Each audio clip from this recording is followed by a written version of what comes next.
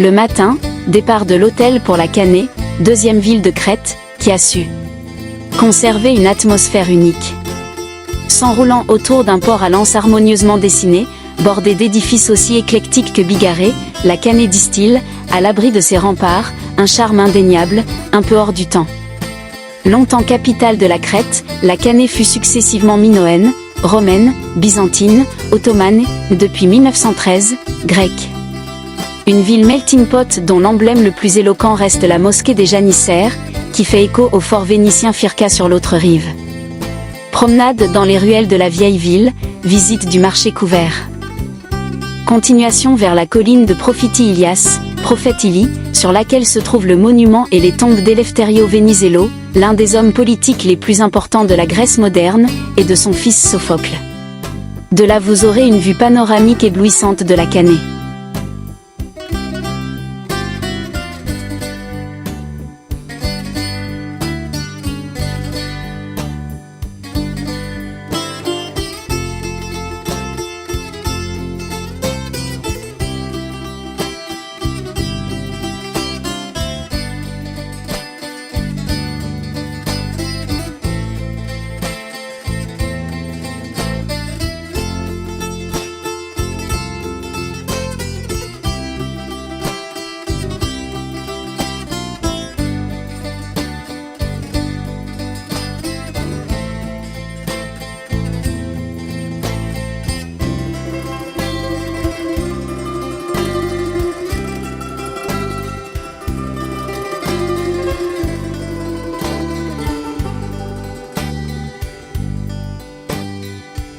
Départ pour la visite des sites archéologiques de Festo et Gorty.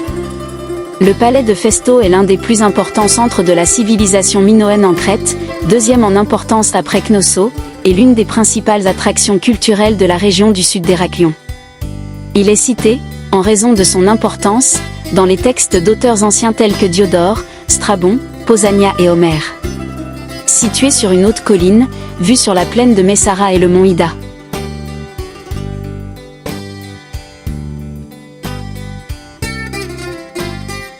Départ pour la visite des sites archéologiques de Festo et Gorty. Le palais de Festo est l'un des plus importants centres de la civilisation minoenne en Crète, deuxième en importance après Knossos, et l'une des principales attractions culturelles de la région du sud d'Héraklion. Il est cité, en raison de son importance, dans les textes d'auteurs anciens tels que Diodore, Strabon, Pausania et Homère. Situé sur une haute colline, vue sur la plaine de Messara et le mont Ida. Continuation vers les ruines de la cité gréco-romaine de Gorty, l'un des sites les plus anciens de la Crète. On y découvre des monuments très intéressants, les vestiges d'une acropole fortifiée, le temple d'Athéna, un théâtre antique et l'Odéon, qui a été utilisé pour des spectacles, récitals et animations musicales. Mais aussi le code de Gortyn, aussi appelé la grande inscription, gravée sur 12 colonnes. Il s'agit non seulement des lois des cités-États crétoises, mais aussi du plus ancien code de droit grec. Il est considéré comme la plus grande contribution de la Crète classique à la culture mondiale.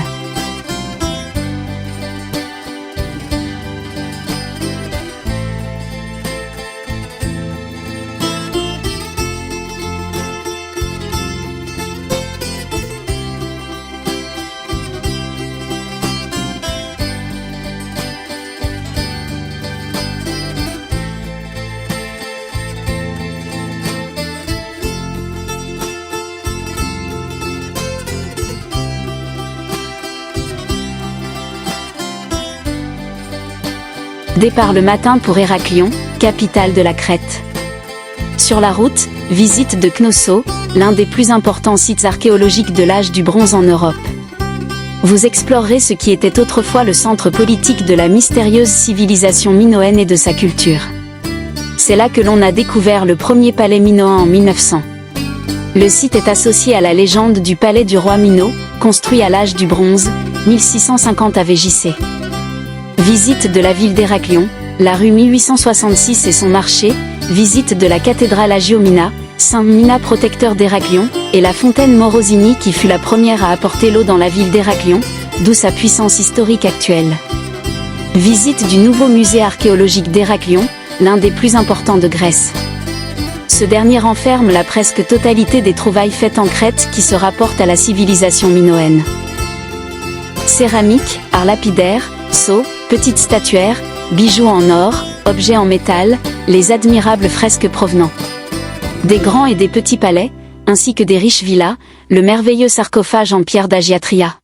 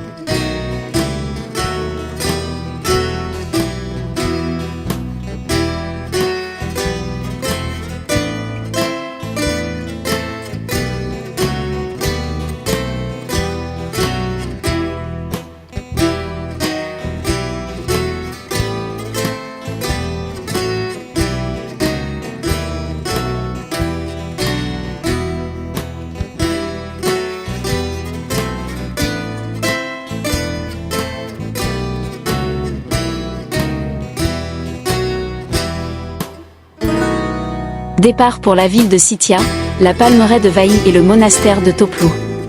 À l'est de la Crète, à 68 km d'Agio Nikolaou, Scythia est un port pittoresque construit en amphithéâtre sur la rive occidentale d'une baie magnifique, sur l'emplacement de l'ancienne Éteia. Ce port était protégé par une forteresse vénitienne dont il ne reste que quelques pierres.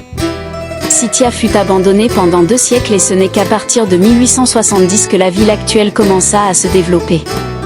Continuation vers Vaï, petit hameau à l'est duquel s'étend la fameuse palmeraie du même nom, celle-ci est en grande partie clôturée et l'entrée n'est autorisée que du lever au coucher du soleil.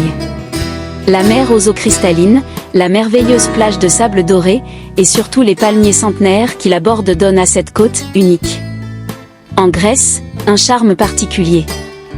Enfin visite du monastère fortifié de Toplou, fièrement dressé dans un site rocailleur et sauvage. Ce cloître à l'allure d'une forteresse, à 22 km à l'est de Scythia, fut construit au XVIIe siècle et rénové depuis peu. Dans la cour intérieure se trouve une église dédiée à Marie, qui abrite un certain nombre d'icônes intéressantes.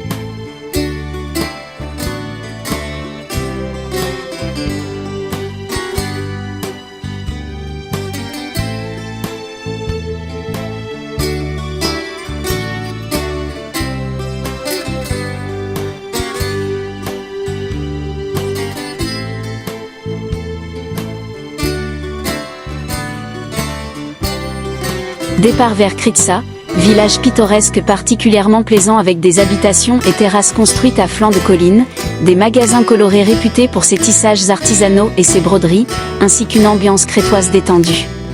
Visite de la chapelle de Panagia Kera, église byzantine à coupole fondée au XIIIe siècle, réputée pour la qualité des fresques qui ornent ses murs. Continuation vers Elunda, petite station balnéaire à 10 km d'Agio Nicolao. Traversée en kayak vers l'île de Spinalonga, séparée de la côte par le canal de Poro. Visite d'un îlot rocailleux de 400 mètres de long et sur 200 mètres de large, où les Vénitiens construisirent une puissante et superbe forteresse en 1579 cédée aux Turcs en 1715.